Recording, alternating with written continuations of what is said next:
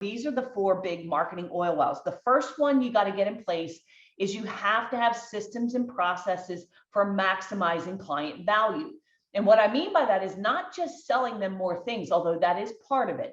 That is making sure, going back to what we talked about, make sure you sell things that have recurring revenue tied to them. Make sure you're doing your QBRs. A lot of things you can do, but one of the simple things, figure out how to start doing really good QBRs, TBRs, cross-sell, and then referral campaign.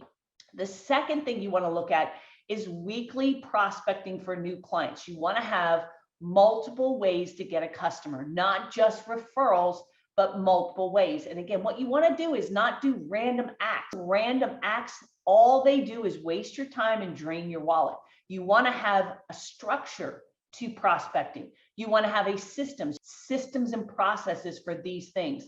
The third thing you need is some sort of inbound lead to close campaign. And what I mean by that is when a lead comes in, either by phone, they call your office, a web form, contact us, they download a free report, they go to a web, whatever, right? An inbound web form, or offline where you're at a networking event, someone hands you a business card, a trade show, etc. Right? You've got to have a place, a system where that lead is captured, which most of you do not have. You have your Outlook, you're using an Excel spreadsheet, or you're trying to use your PSA tool or something like that, or like MailChimp or some other thing that is not a CRM system. It's not a place to keep them.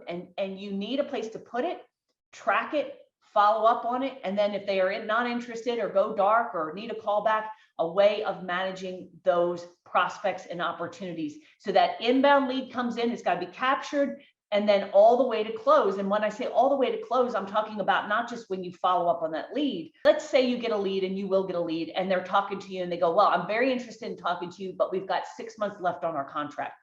You need a place to put that so that thing doesn't get forgotten, so that in 4 months or 5 months, you call them back to book the appointment, and in between you're doing drip marketing, right? You might be getting leads that come in who are just kind of mildly curious. People come in, they're not always ready to book an appointment, but that's list building. You're building an opportunity pipeline, and you need a process for not only capturing those, but making sure you maximize those opportunities. But if you're small and getting started, get this in place now, so that you're building the opportunity, you're building equity, you're building future revenue.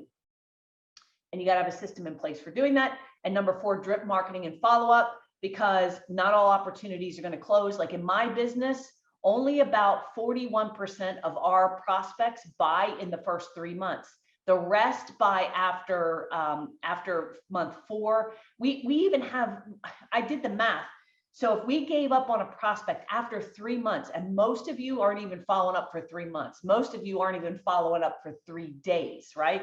But if we gave up after 3 months on prospects that came in, showed interest, went dark, said I'm not interested, we would lose $14 million in sales. That's my business. So we follow up until you buy or you die or you tell us to go to hell and we take you off the list, right? But that's money. That's why I have a subscriber list of 90,000. And those are sweet spot prospects. Those are people who are engaged. They're the right type of people we want to do business with. That's because I've been doing this for 20 years. Now, when's the best time to start this? Like, it was like, 20 years ago or today. It's like, when's the best time to plant an oak tree? 20 years ago or today. So I'm telling you guys, if you're wanting to build your business, build it with strategy, build equity. This is how you do it. These are the 4 big systems. Because this is a very, very important point, right? We're on page 32. You build wealth in business by owning something, not by doing something.